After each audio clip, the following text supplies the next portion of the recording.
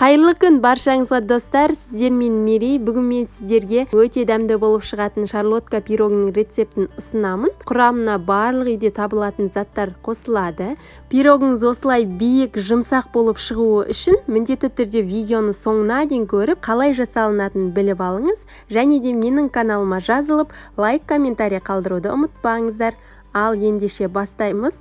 Бізге керек заттар 4 алма, 5 жұмыртқа, ұн, қопсытқыш, шекер, ерітілген сары май қажет болады. Барлық керек ингредиенттерді видеоның астына описание бөліміне жазып қоямын. Міндетті түрде жасап көріңіздер. Құрғақ таза ыдысқа 5 жұмыртқаның барлығын сындырып саламыз. Жұмыртқаның көп салыну себебі біздің пирогымыздың биік шығуына көмегін береді. Оның үстіне шекерді саламыз. Миксердің жай жылдамдығымен миксерлейміз.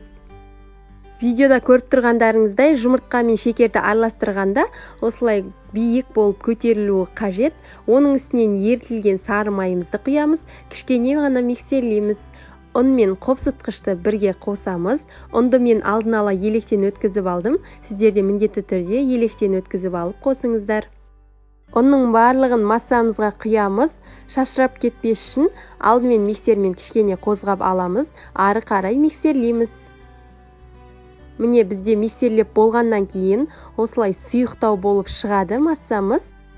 Видеода көрсетілген. Арасына қосатын алманы дайындаймыз.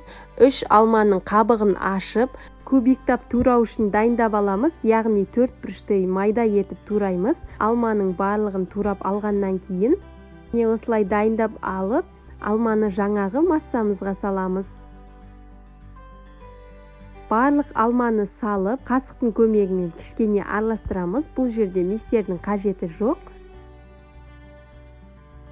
Міне массамыз видеода көрсетілгендей болып шығуы қажет. Бір алманың қабығын ашымай, осылай видеодағыдай етіп тазалап аламыз да, бұны да ұзынша етіп турап, бетін әсемдеуге кесіп дайындаймыз. Сіздерде егер алмаларыңыз үлкен болса, 3 алма жеткілікті болады. Менде алмалар кішкене болғандықтан мен 4 данасын қолдандым. Пирогты пісіру үшін осындай кальцо қолдандым.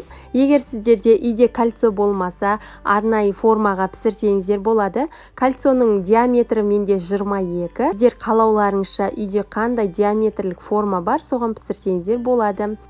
Егер сіздер кальцомен пісіретін болсаңыздар, міндетті түрде фольгамен ораңыздар. Ол біздің пирогымыздың астының күйіп кетпеуіне көмегін береді. Пирогтың үстіңгі жағын осылай алмамен әсемдеп аламыз. Міндетті түрде 180 градуста қызып тұрған пеште 40-50 минут пісіріп аламыз. Достар, өте дәмді, жып-жұмсақ, өте биік пирогымыз дайын болды.